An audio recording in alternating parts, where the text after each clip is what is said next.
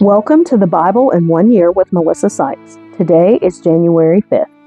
The God who revealed himself to Abram is also the God of the Israelites, the people descended from Abram. Critical moments in Abram's life would instruct them and build their faith. In fact, the Israelites' identity and purpose are bound to God's promises to Abram.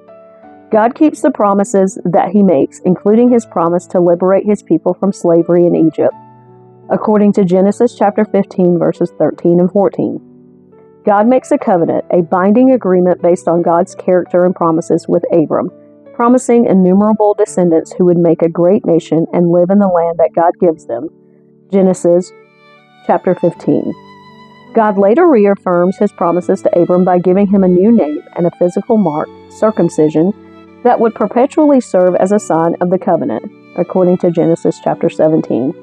This repeated covenant with Abram establishes the identity of God's people. They would enjoy a special relationship with God and have a unique role in his redemption of the world. The Lord's covenant with Abram, Genesis chapter 15, verses 1 through 21.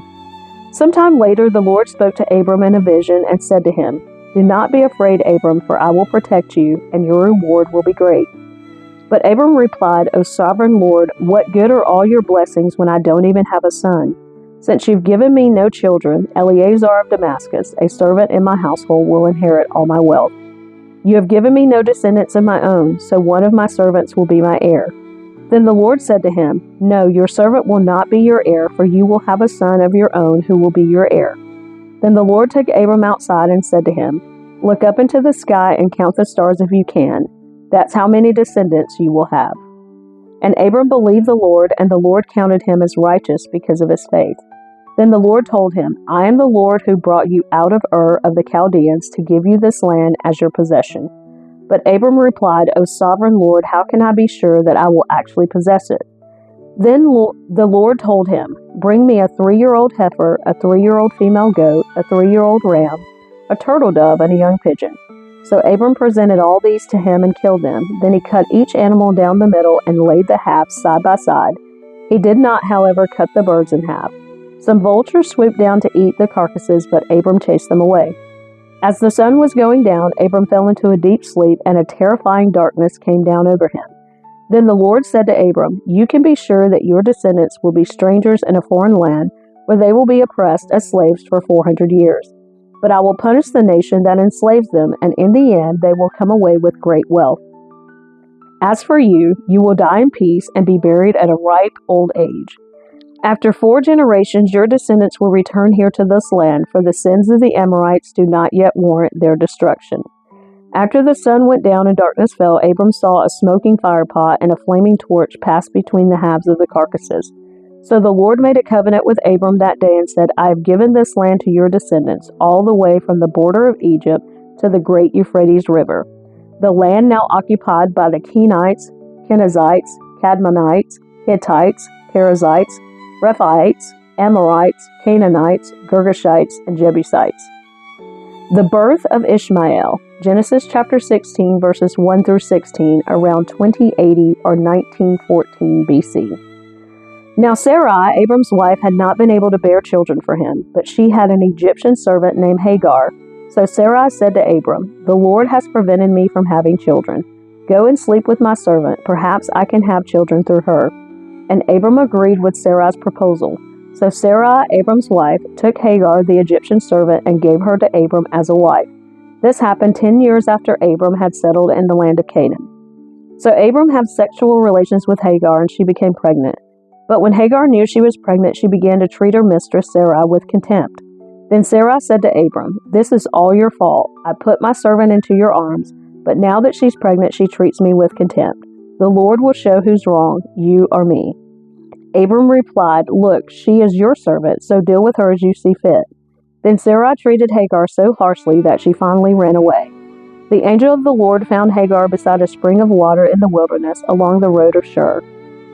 The angel said to her, "Hagar, Sarai's servant, where have you come from and where are you going?" "I'm running away from my mistress Sarai," she replied.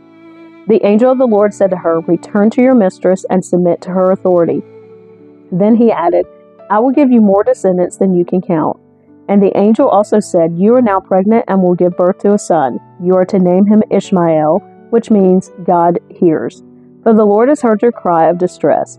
This son of yours will be a wild man, as untamed as a wild donkey. He will raise his fist against everyone, and everyone will be against him. Yes, he will live in open hostility against all his relatives."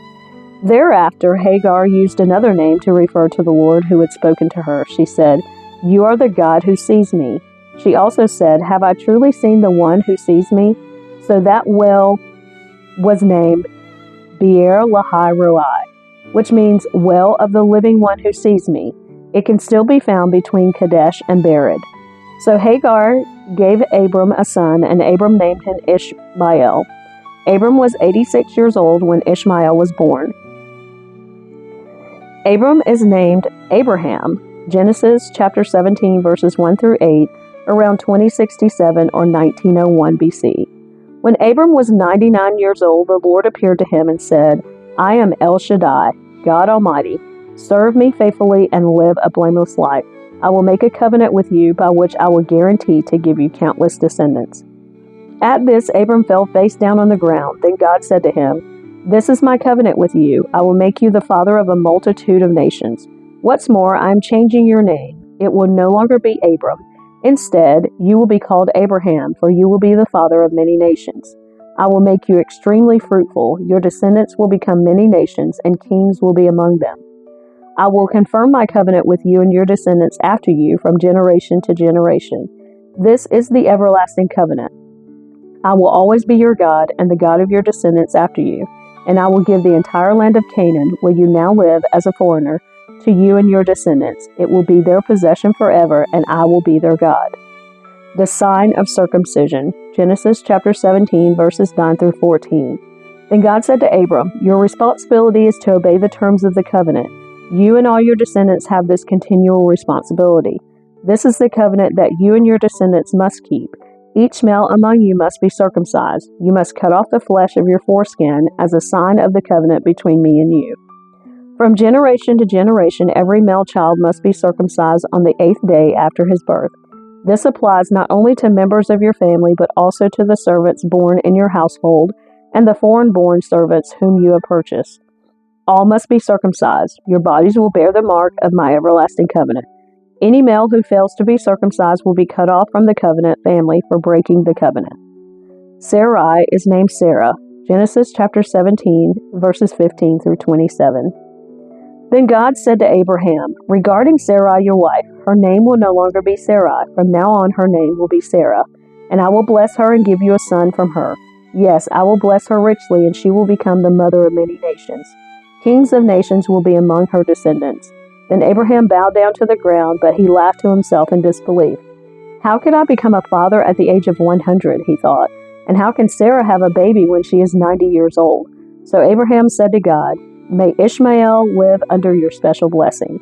But God replied, "No, Sarah your wife will give birth to a son for you.